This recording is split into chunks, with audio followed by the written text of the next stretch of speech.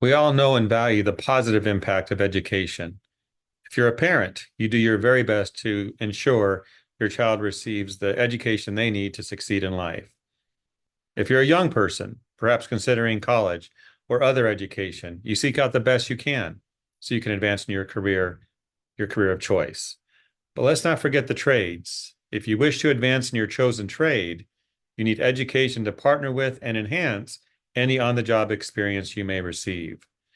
The trades that we're going to focus on are those encompassed by the IICRC, specifically cleaning, restoration, inspection, and all related skill sets.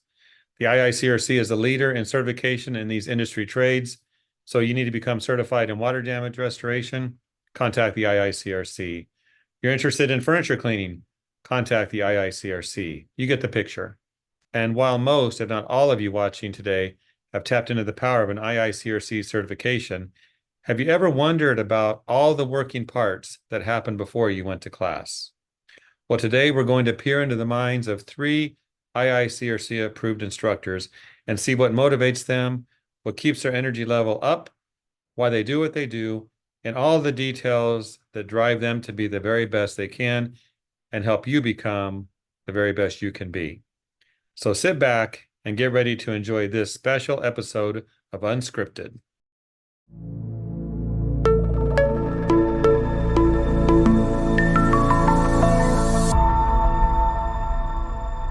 I welcome three special guests, Sean Biscione, David Hodge, and Bruce Deloach. Gentlemen, welcome to the program.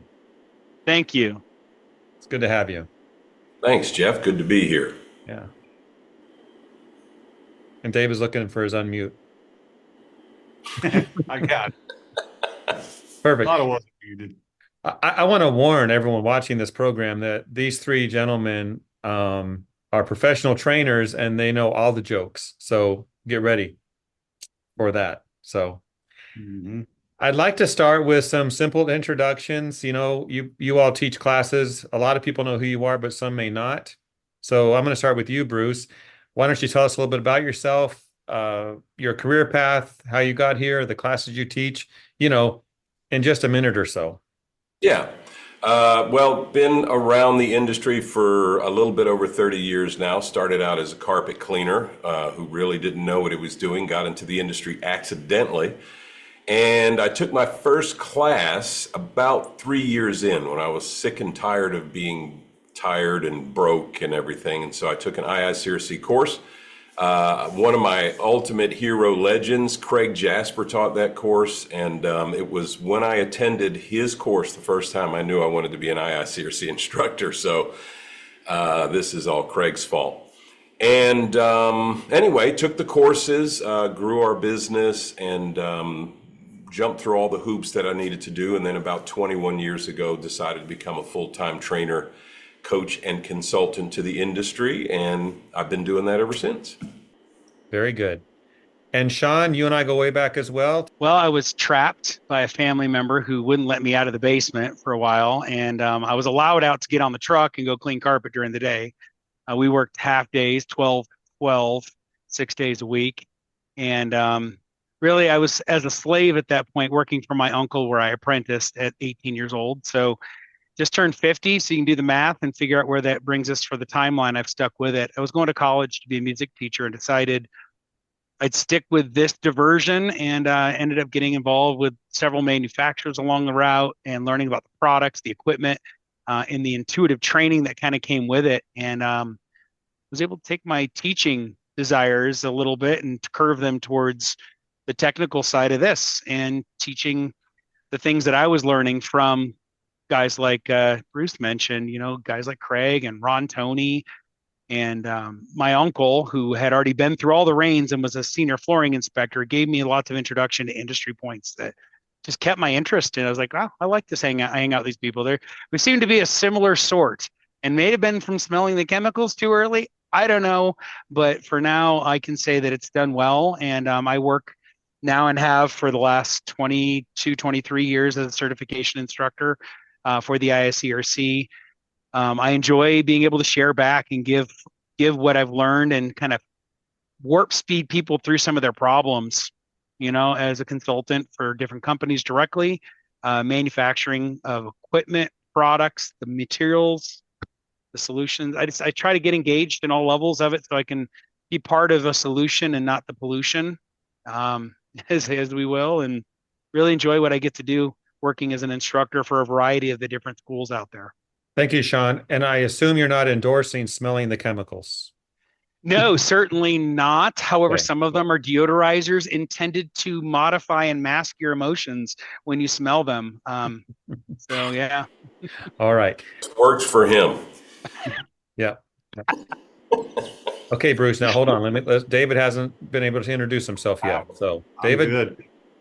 Hey guys, thanks for having me, Jeff. And first off, I want to apologize for a little bit of the lag. I just got off a cruise ship and they're remodeling our live stream room, so haven't been able to test my systems yet. But I kind of like Bruce. I've been in this for close to 30 years. I grew up all of my high school days in Dalton, Georgia, and that's what my family did, was install carpet for years and years. So just kind of was natural for me to move into this, but got into this full-time carpet cleaning. And like Bruce, the very first class I took was just a few months in, and it was Joe Dobbins taught my carpet cleaning and odor control class in Atlanta.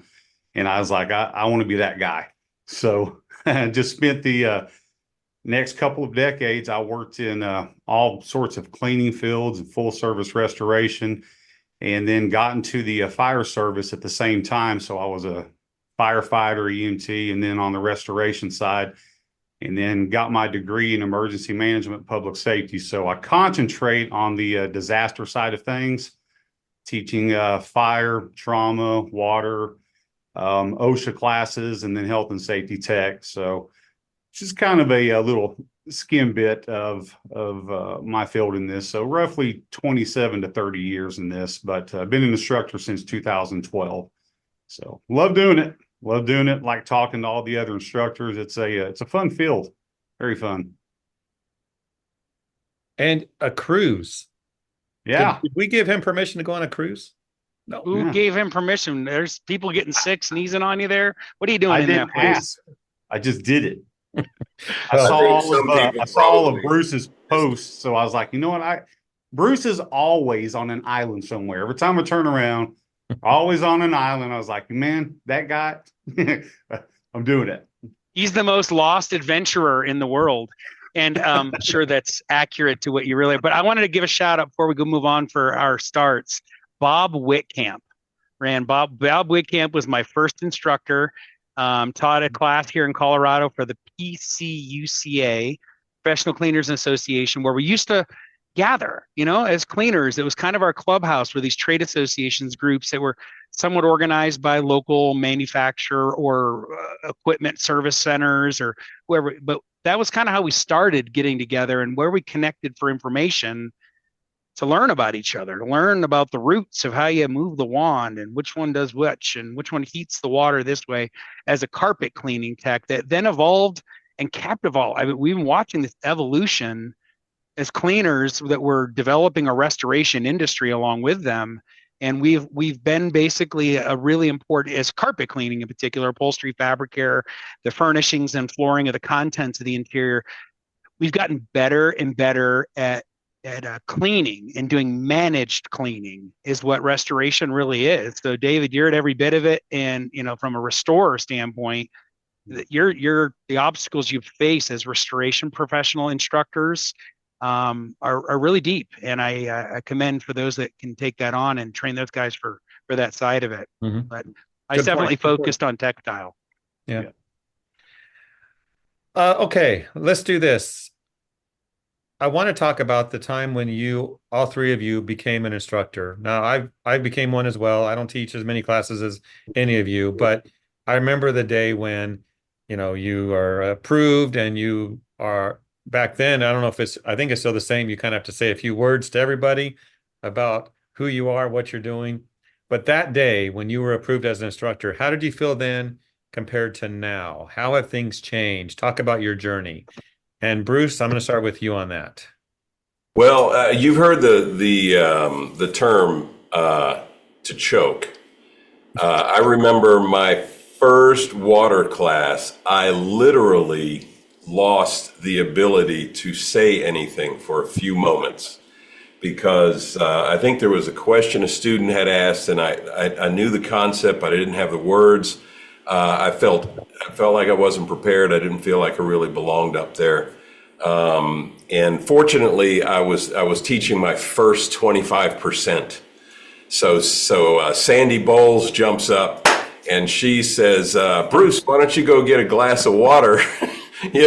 And so I left the room, went and got a glass of water, came back. She took the next 10 or 30 minutes or whatever it was. And then after that moment, after that one choke, it's just been off to the races since then. So it's been fun, actually. Training's been fun. All right. David, how about you? And I remember standing up there at the up in Vancouver at the Heathman.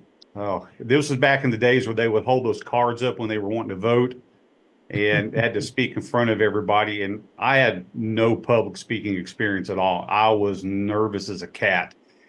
But when I took my train the trainer course, my instructor, she's probably 5'2", 60 something years old. And the very first thing that she told us when she got in front of us, she said, look, you guys are wanting to be trainers.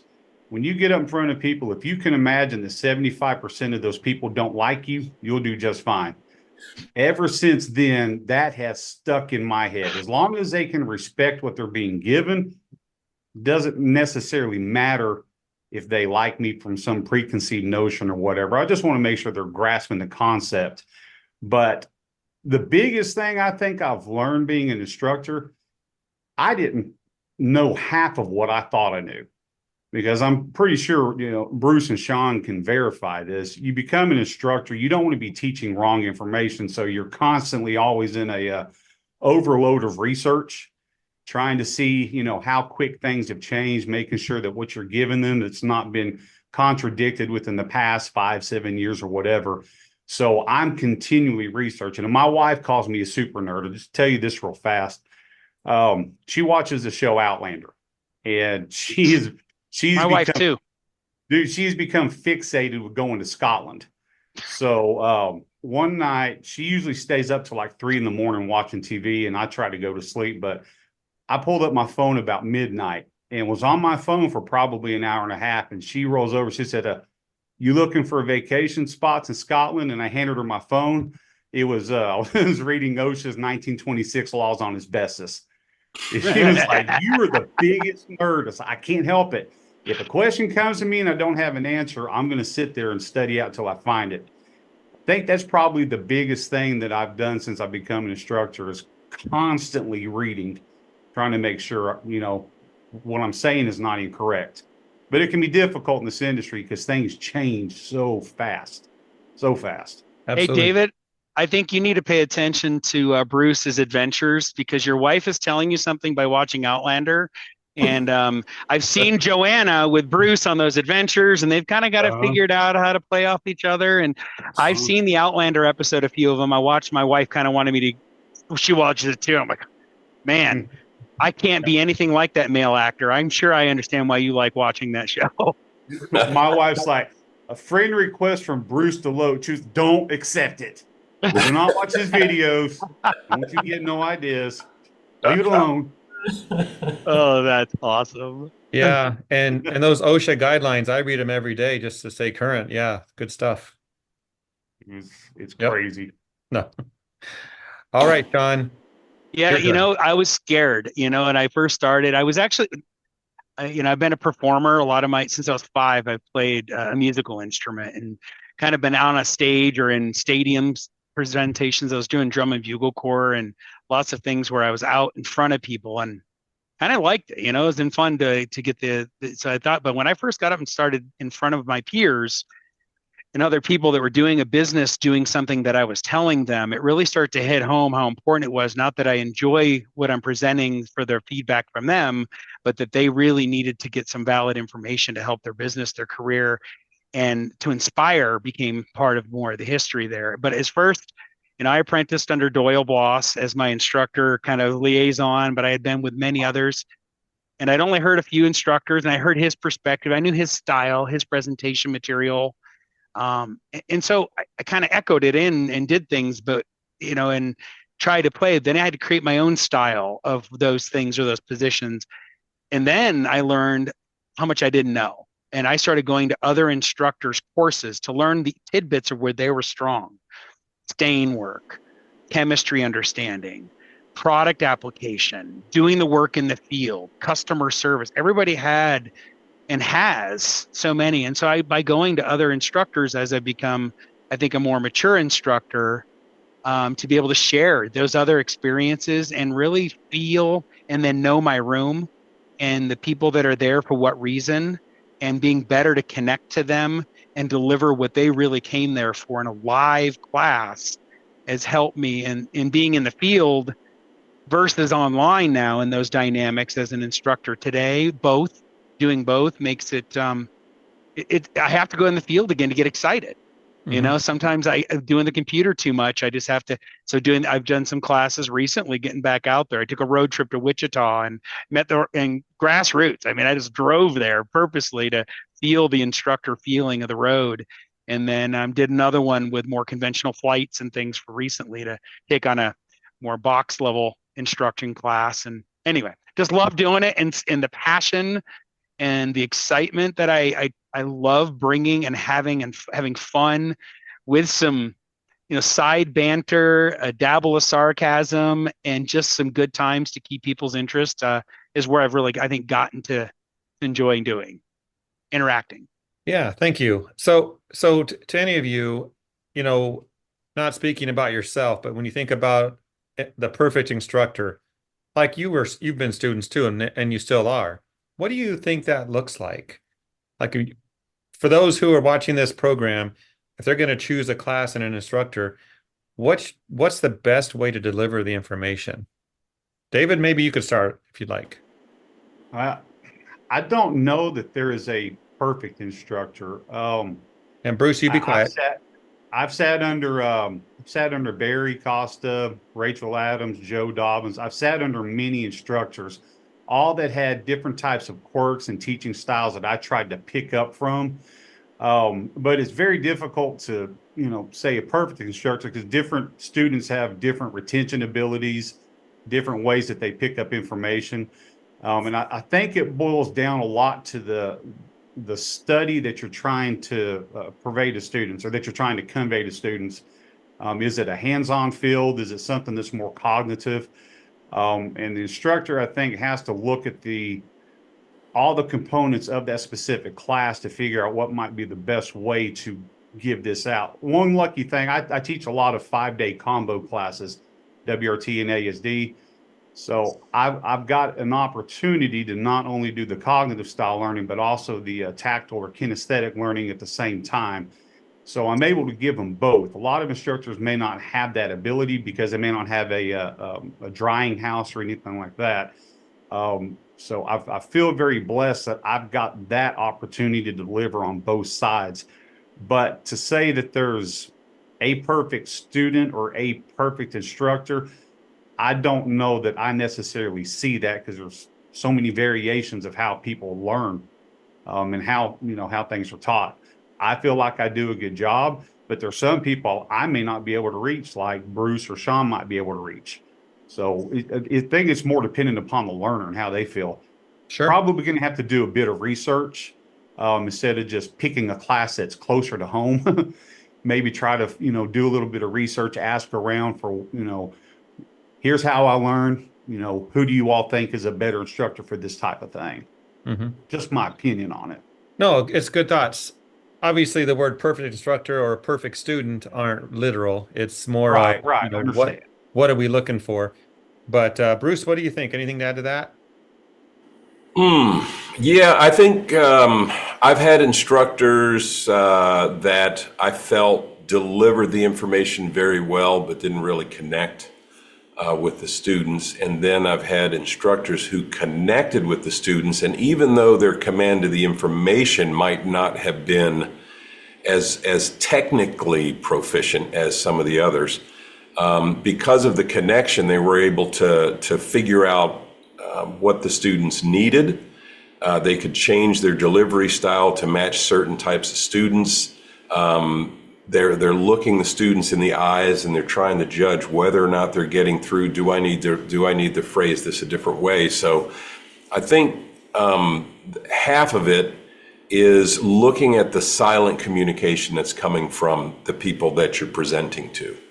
Because they'll tell you things without even saying it. They're either looking away, they're bored, they're fidgeting, or they're leaning forward and they're thinking and they're nodding. And if you're whether you're on Zoom or whether Bruce, when they're leaning forward like that, Bruce, they're falling asleep on you again, buddy. Well, but the thing is they'll let you know if you're connecting, and they will let you know if you're not connecting.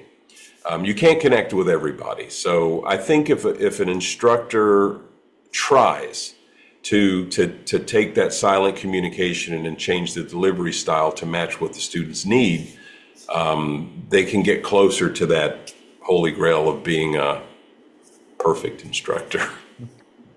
And Sean, what are your thoughts there? Yeah, I would say a big part of it is the perfect ideal instructor. Their initials have to be BD.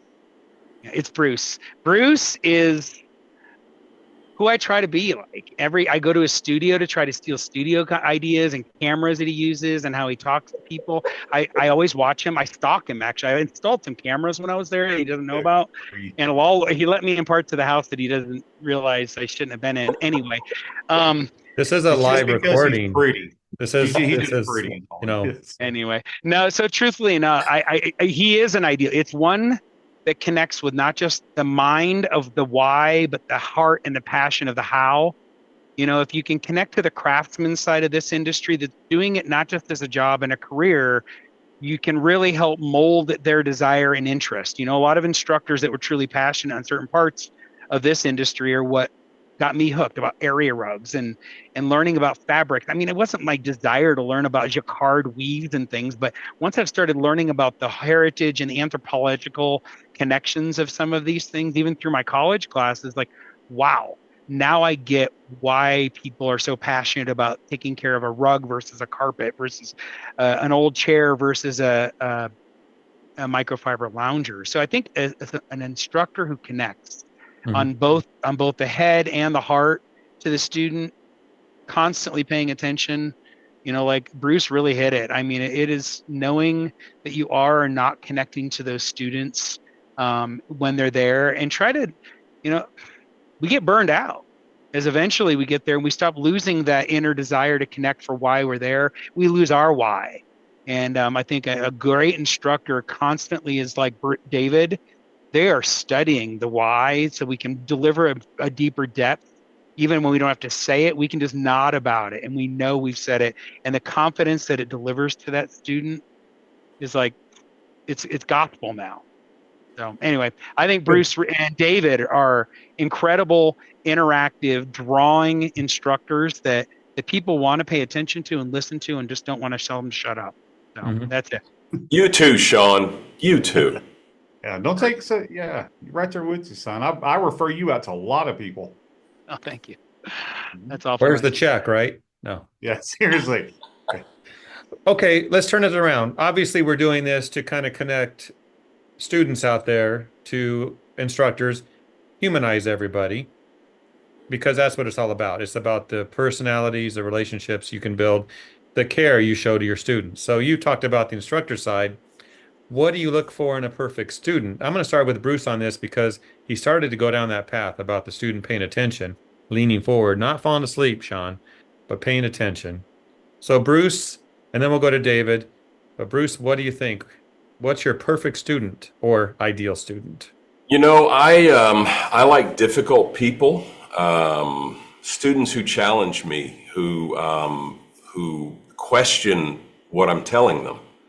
So from an instructor's perspective, that can sometimes be off-putting. You think this person is trying to play the game of stump the chump. And as long as it's done respectfully, that you ask questions and you probe and you want to know the why behind the what, those are my favorite students. Now, the perfect student, if I had to say who's going to get the most out of a class, is to be open, to be well-rested, and to be willing to put aside distractions. And then check your ego at the door. It may be that this instructor who you think doesn't have anything to tell you, they might actually have some good ideas. And so just to be open to that and to understand that they're here to serve you, but you have to be willing to let them serve. So, just an open, someone who's willing to engage with the instructor to the degree that is possible for them. I appreciate that, Bruce. And also you kept a straight face when one of the four of us is, I think he's on the phone and he's got some weird glasses on. So well, I haven't heard a thing Sean. I haven't heard a thing Sean said since he called himself mature. Yeah. So that was like 5 minutes ago. I haven't seen or heard him since. David, the ideal student for you, what's it look like? In short, the one that wants to be there. I don't say we. Sometimes we get students that are only there because it's a requirement of their job. They don't want to be there. They're just being told to be there. But I'll tell you, my perfect student, Noah Wiley. I taught a kid named Noah Wiley 8 years ago, I think it was. This is when I lived in Phoenix at the time. He was there, but his company was not paying for his class. He was having to pay for it himself.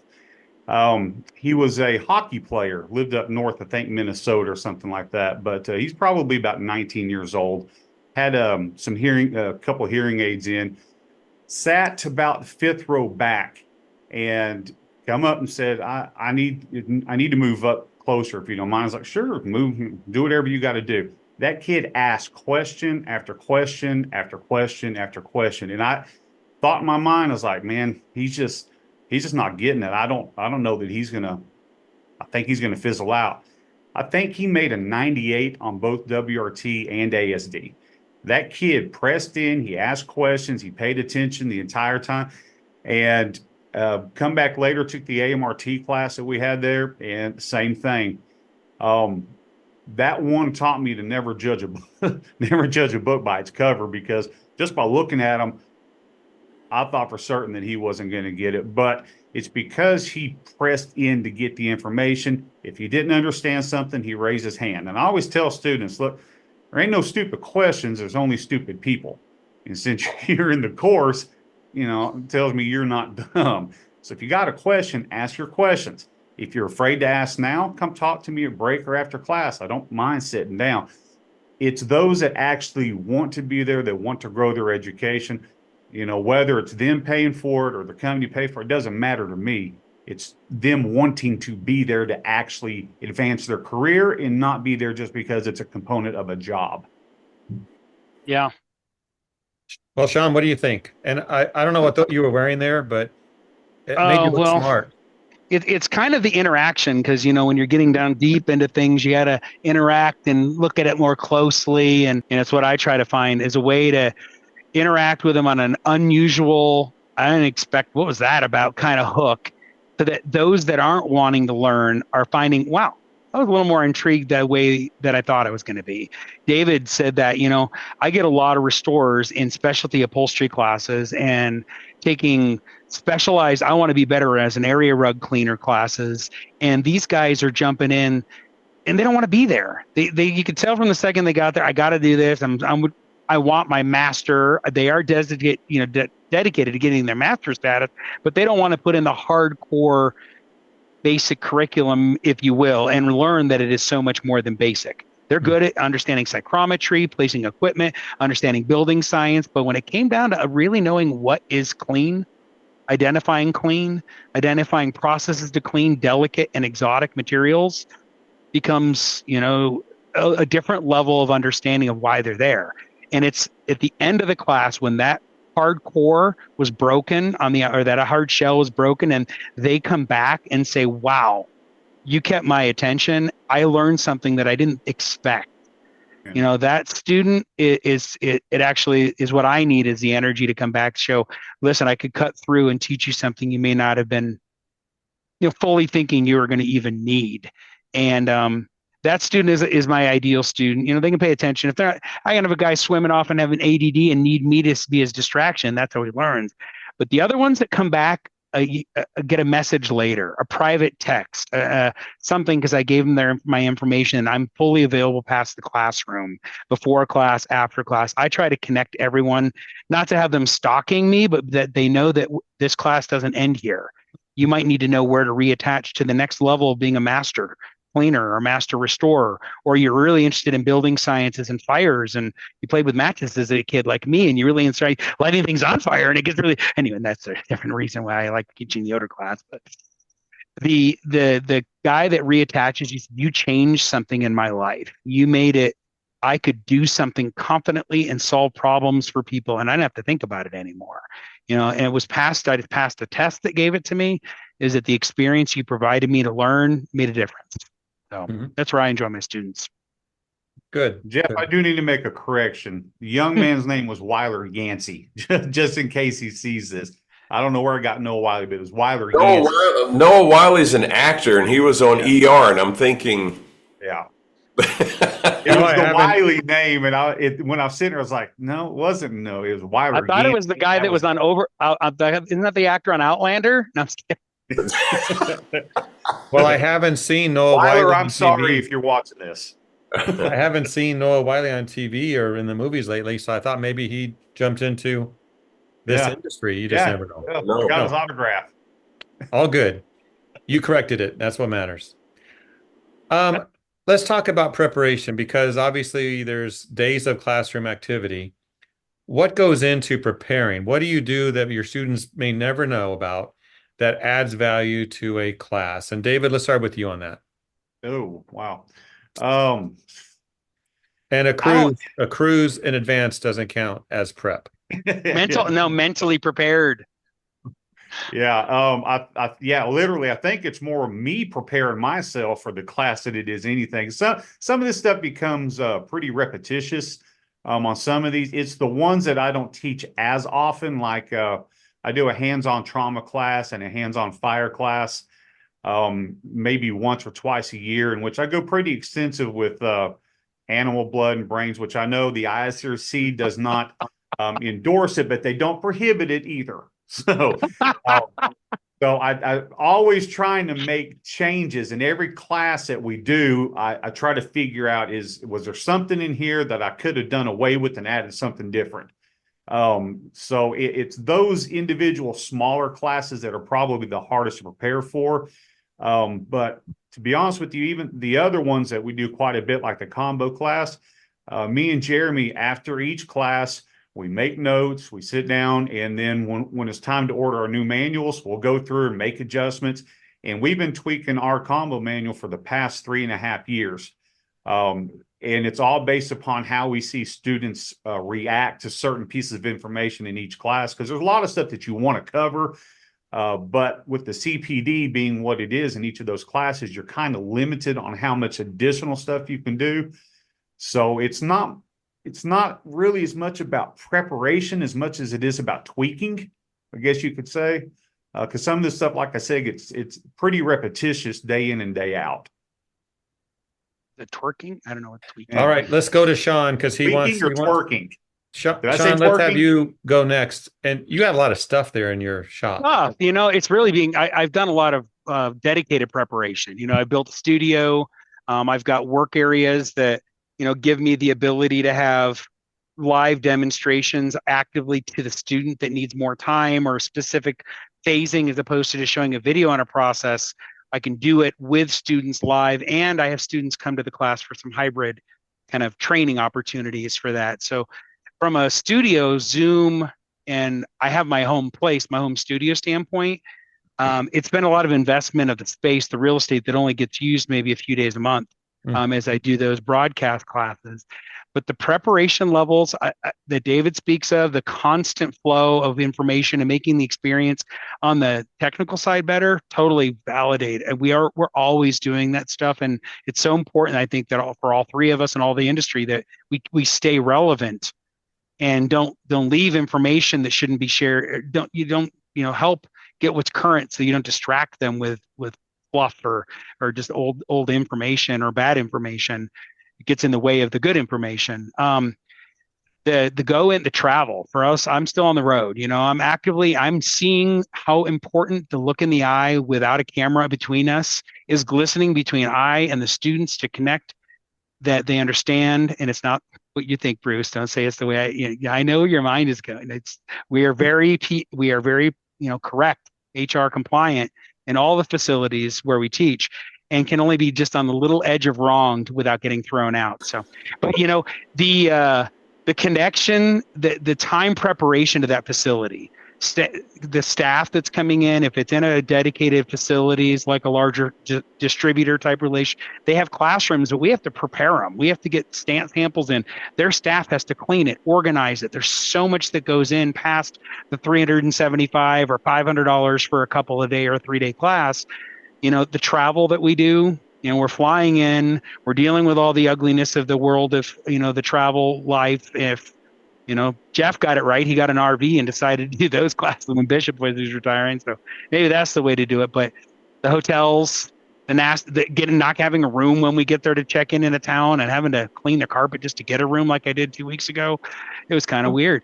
And we definitely, we have a lot of challenges that put in preparing stains, getting sent demonstrations so that they're teachable moments with a lot of pre and post work that goes around it.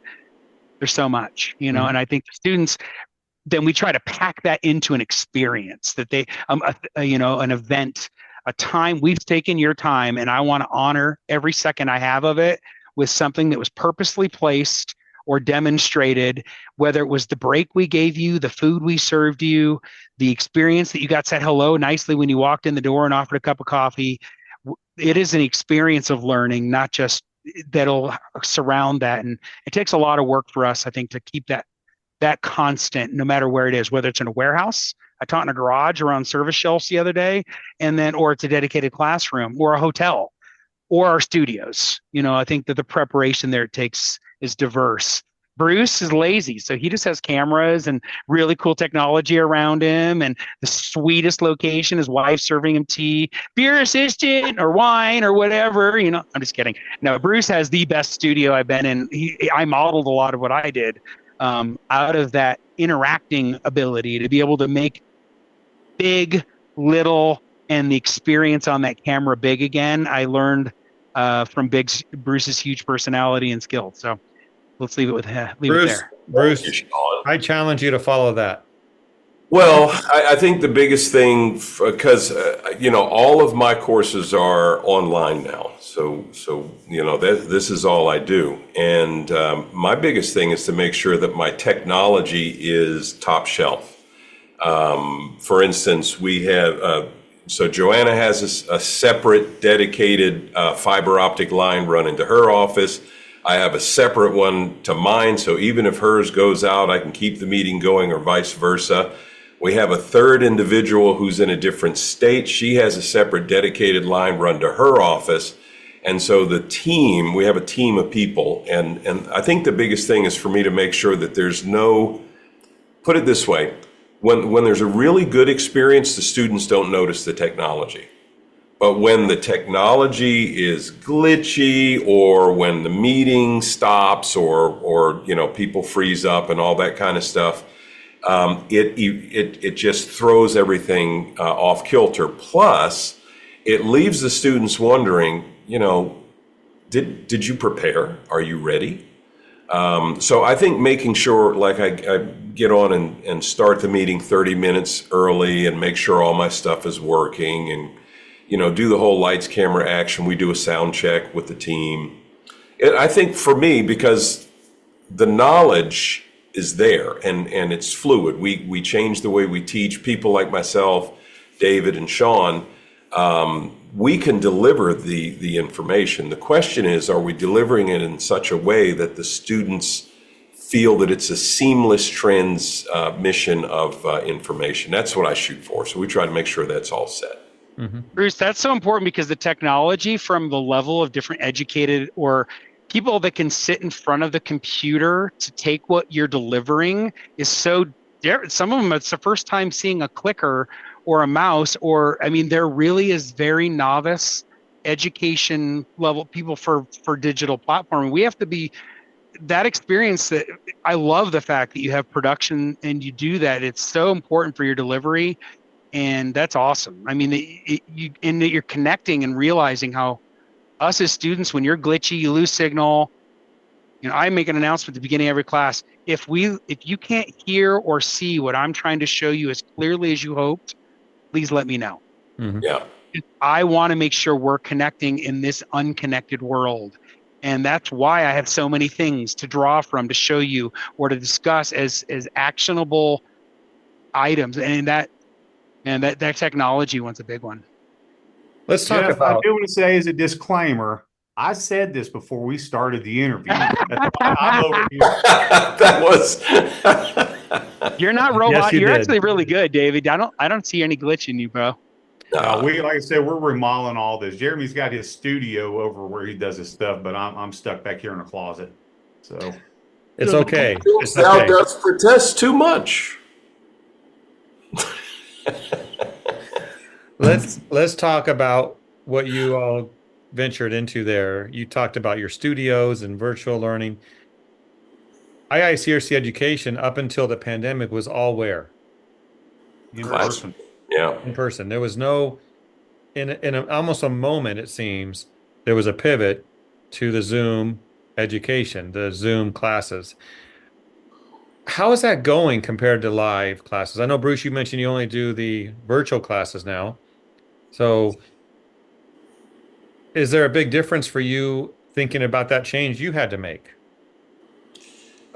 For me, and I think it might have to do with my personality and the way that I deliver information. But for me, Zoom worked out exceptionally well for it. What it basically did for me is it helped me to focus on making sure that I'm delivering and communicating properly, and to learn how to kind of tie into what the students are dealing with and ask questions and draw people out.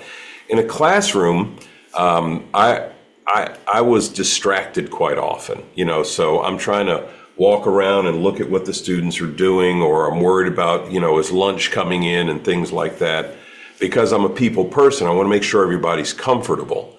Whereas with this, I don't know, it gave me the ability to be able to focus, and then I had to change my delivery because I was doing everything on screen. So, we found some ways to make it a lot more interactive and engaging. So for me, it was actually a plus. Online teaching opened us up to a much wider audience, and it made it a whole lot easier for people to take the course as opposed to, travel. Mm-hmm. So for me, I'm giving it a big thumbs up. All right, David, how about you? Oh yeah, I give it a massive thumbs up. A lot of it has to do with just the logistical benefits for companies that may not have the money to send students to an in-person class, because it's not like, schools where they're on, every block in every city. I mean, IICRC schools are kind of sporadic throughout the country. So it costs a lot of companies a pretty penny to send their students quite often to an in-person class. So the benefit for businesses in this industry was dramatic. Now, I don't teach as many live stream classes anymore. I do roughly about 10 to 15 live streams a year, but the rest of my stuff is about, maybe 30, 35 in-person classes. So we do a lot of live stream, but we have other instructors that handle those classes. So for, I'm not, Bruce, Barry Costa, I believe most of his have gone to in person. A lot of those instructors absolutely love it. But then I've heard some instructors that just absolutely do not like it. But I think the biggest benefit is actually to the people that we're trying to help. It doesn't really matter what necessarily we want. It's what best fits the students. A lot, like I said, logistically, it's been a blessing for a lot of companies. So I give kudos to Bruce for being able to switch pretty much over to all of that. Bruce has got a really big name out in the industry. So imagine he's doing pretty well, getting a lot of people to pack in on the screen for him. So. And he doesn't give them lunch anymore. Yeah. He throws food at the camera. Yeah. I'll tell you, the numbers were the big difference. Is first we had a real flux and a flood of students filling classrooms past capacity and allowance for the numbers. They've really balanced out to the point, and I think enough of us are delivering a better quality content now as the education field is evening from instructors a bit better. We're learning from each other. I mean, thank you, Ron Tony, for pioneering like a Zoom class for us to watch a day to see how to transition and produce it yourself, and kind of getting better, and then to expand what, a Teams, a Google meetup, a Zoom. We just say, hey, come to a Zoom meeting anymore. It's slang, So I think that the comfort levels have increased, that we're seeing less people being resistant to it. I know we have a core of students that learn better directly doing and touching and seeing. So I think the owner operator is loving to do it because they're learning and they know that experience is so much better. The big company like David hit, they want to send their people in. The cost of travel is a big advantage for a Zoom class when you don't even have to pay your student to come into the office necessarily to be able to do that and to be able to get there in person. But I have people waiting for in-person classes in an area. Hey, when are you doing one? I'm going to send to the Zoom class, but I need to come again because I need that more touchy-feely, do the experience learning because I'm doing in the field. So the numbers have kind of been pulling from each other. It was impossible to get enough pre-registered students 30 days out. And that's been the big challenge to get these back in person. And most of the large distribution education networks that are out in the US and nationally, I just had a conversation with Scott McFadden in Australia, the same thing, filling the basic core CCT, carpet cleaning technician, and the WRT class are not a challenge, I think, in person, or it's those ancillary, more specialty looking class like upholstery and fabric technician and the unique ones, maybe an odor class, something that's more complementary, but not necessarily a specific thing you do every day. So the switch of attendance to make it cost worthy, because to travel, David has first class tickets. I hear he leads special attributes and amenities in the hotel, massage, all sorts of weird things. I don't even know. Anyway, and then the food bill, I don't even know how they keep up with getting you in there. But think about it. We got to travel. Look at this. Yeah. Between our travel and our costs, to do an in-person class is much more expensive for the sponsor and certainly the whole operation, including those that travel to it. But is the experience still valid? Absolutely. And the transition between where our students are going to have options to go to has been pulling from each other. And I finally had a balanced class of almost 18 in-person CCT people in Seattle recently, but I haven't been able to get a California-based course to commit in Anaheim, the Bay Area, looking regionally. And it has to do with the ground distributors and how they sell it as well. But I'll give you that the students' choices are awesome. Thumbs up on both learning platforms. For each one, I think that we just need to know where we learn better and make them offer better and get more consistent out there. And for us instructors that are willing to go back in the field, because some instructors said, forget. I make great money. I can teach 3 days a month and make more than I did in 2 full booked week classes previously. So the financial side, I'm still passionate enough to push past that I don't care that I don't make as much. I know it's a better opportunity for our industry. And we used to connect, as I'll go back to, my first Pacer class was in a convention with supplier in a small boutique place with other cleaners and names that I could mention that it stayed around from that point. But guys aren't staying around as a career path because they're not connecting to the core like we did in local trade association meetings where we clean Ronald McDonald House and we get together past the education moments. And I think we need to keep those Masonic Lodge level, Elks Lodge level attachments to our industry professionals and our cleaning and restoration and inspection professionals so that we don't lose the core of where we started and can learn from. Mm-hmm. I want to pivot a little bit to showing personal interest in students. When a student takes a class in the normal school setting, it's for weeks, months, even years. So the instructors get to know the students. You get them for a couple of days. Let's say you've got 30 students. You're going to show personal interest in all of them because that's how they need to be treated. How do you do that? Bruce, what do you think? Well, again, with the challenge of doing this on screen, Still have to do it. Yeah, still have to do it. So one of the things that we do, like I said, we've got 3 people, and we ask everyone if they choose to do so to introduce themselves at the beginning. We give them 30 seconds, and actually before we do that, I make it very clear to them, and this is they're usually expecting something. They're expecting you to behave a certain way, and I make it very clear to them. I said, listen, I want you to understand who's in charge here. And of course, they're sitting back waiting for here comes Mr. Pompous. And then I say, you paid us. That means you're in charge. You're the boss. And so if there's anything I can do to make this easier for you or clearer for you or more enjoyable for you, please, you can tell me in a private chat. You can raise your hand and tell me, but I will do what I have to do. So this is the conversation I'm having early on. And then taking an interest in them is we not only get their introductions, but then I take those introductions and I look at them and the things that they say that they do or where they live.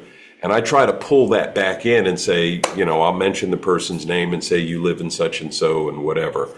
So interacting with them a little bit more than just saying, okay, students, does anybody have any questions? And then staring at the screen. That's the sort of thing that I think. How do you deal with distractions? What's that? Distractions happen.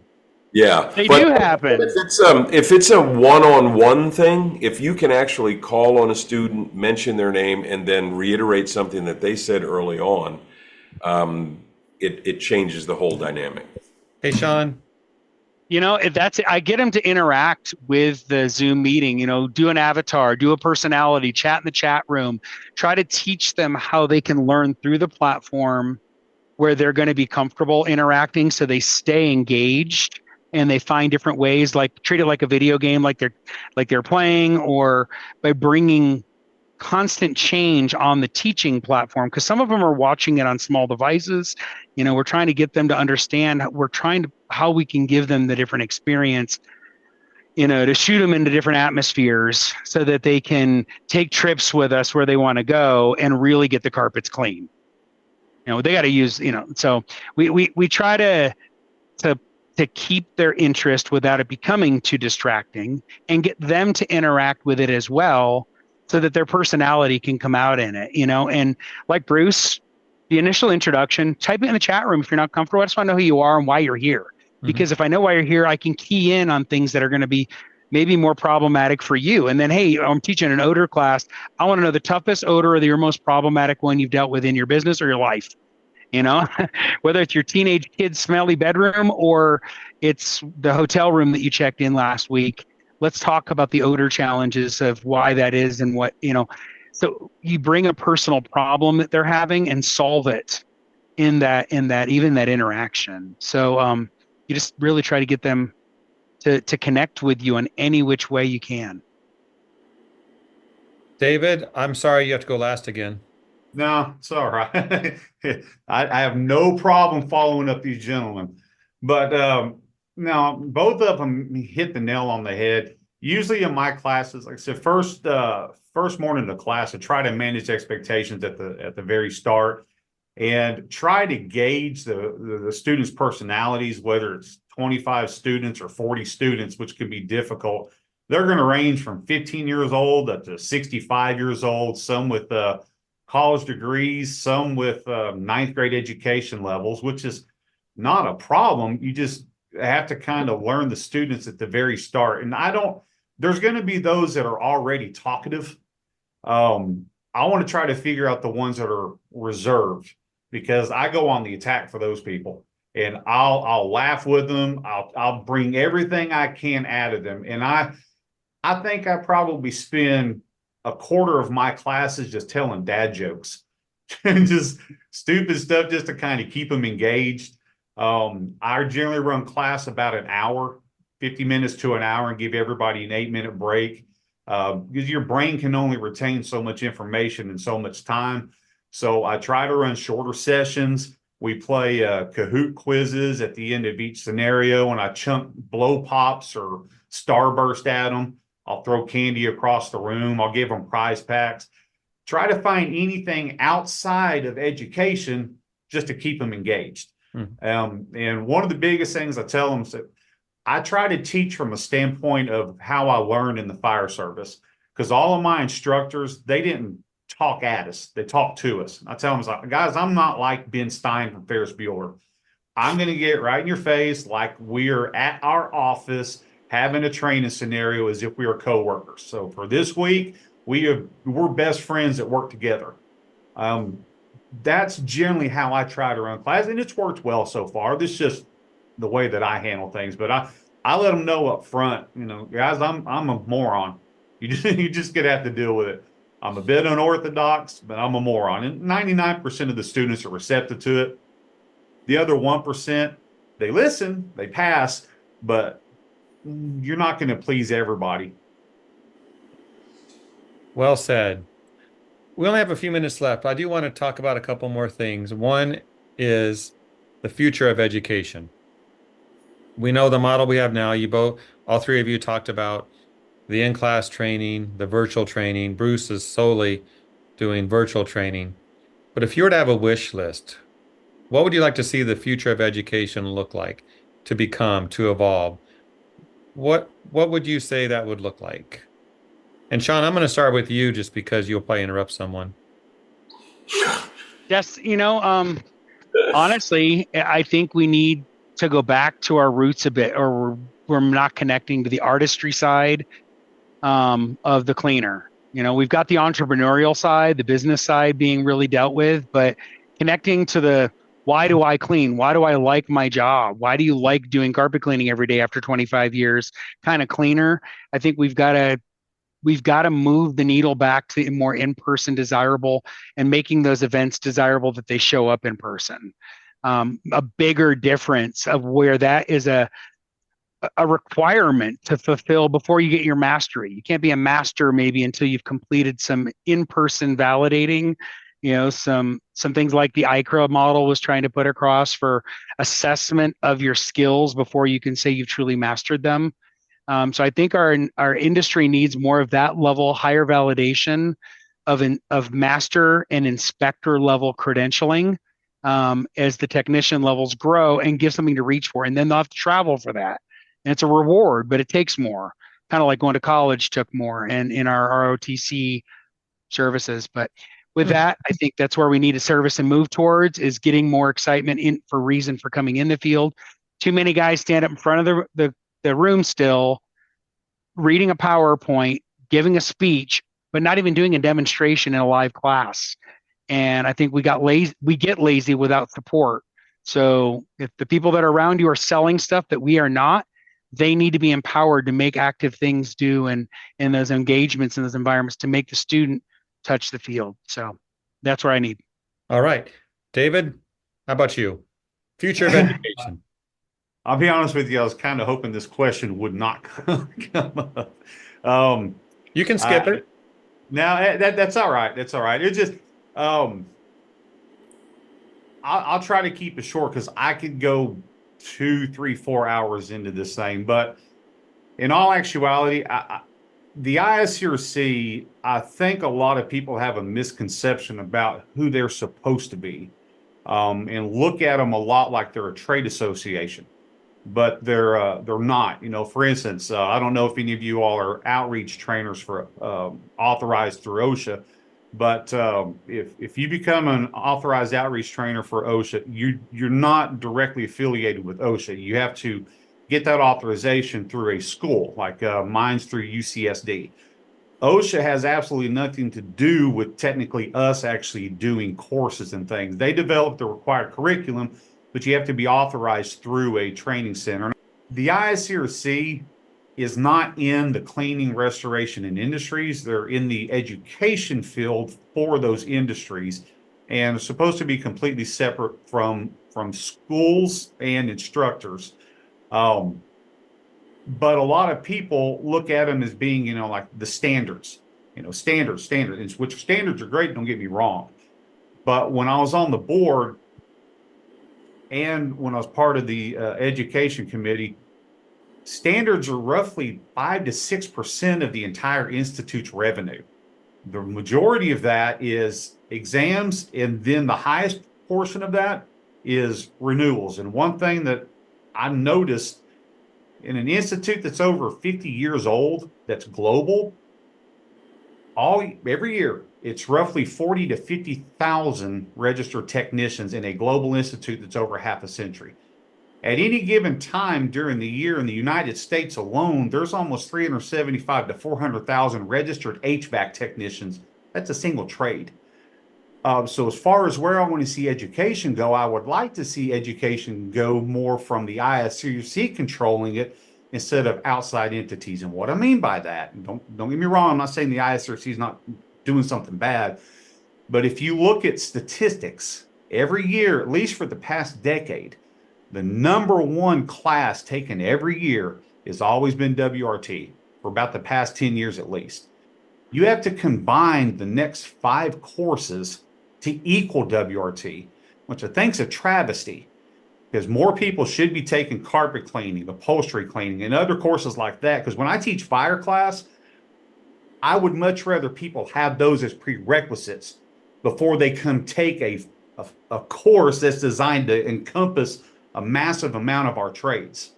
But people they're not taking classes because in many cases, we're not a regulated industry for the most part, and they're not required. I wish there would be some more thought put into how we adjust the track process for where a student that's coming into this industry should actually start and what they should actually have before they reach certain levels of education, which may come in the future, but I'm gonna keep it at that. So Well, I can think this tell could- you put a lot of thought into that. Thank you for sharing. Makes sense. Bruce, you get to go last on this point. The future of education, what would you like to see? And delivering food through a Zoom portal probably is not going to happen. No. I was listening to what David said and what Sean said, and I want to come at this from a little bit different perspective. I think that, and actually Sean touched on, David touched on some of this, but I would like to see courses like WRT divided up. There's a lot, even for it being a 3-day course, there's a lot of things that I feel there should be more time allowed for it. There's a lot of what. So in other words, we say you should do this, you should do that, here's the calculation, here's the formula. But I don't think we're given enough time to cover the why behind everything. Right. One little example. So many people, and I ask them this in class, I ask them, raise your hand if you've ever been told to put air movers in a counterclockwise rotation. And a lot of hands go up. And then I say, do you know why? Counterclockwise. And they'll say, oh, the rotation of the earth, and they'll come up with all these different reasons. And it turns out that it just has to do with the configurations of the earlier air movers that we were using, the centrifugal type air movers. And then some smart people, just said, well, maybe it'd be more efficient if we did it this way. But now you have people who are using that same ideology about all air movers, and it's not accurate anymore. So I think a course like WRT, I would like to see it divided. Maybe a science-based version and then an application-based. I know that ASD covers, some of that, but I would like to see the WRT prerequisite to ASD and FSR, Fire and Smoke Restoration course too.